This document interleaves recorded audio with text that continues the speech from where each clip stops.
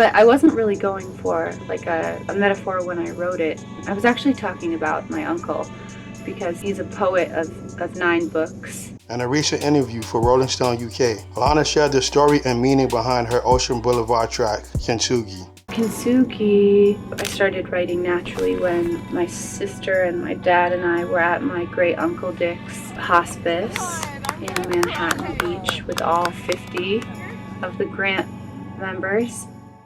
Kintsugi is the art of filling broken pottery with liquid gold in the hopes of making it even more beautiful than it was before. Almost don't even need to explain that metaphor to the idea of falling apart and rebuilding one's life back up even more beautifully. But I wasn't really going for like a metaphor when I wrote it. I was actually talking about my uncle because he's a poet of 9 books, an inventor, and very interesting self-described anarchist. Because he'd been in my garden 2 years before he passed with my grandmother, who was in my garden with him 2 years before she passed at 92 as well, he had been reading this poem that we have filmed called Holding Back the Night.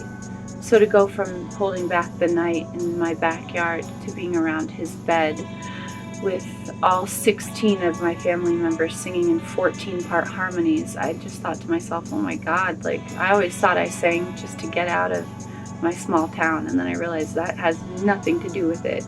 And then somehow I went from talking about family to, people I'm dating to talking to my dad, like that I miss them. And I think it ends with the line, let the light shine in. I think I say that a few times in the record.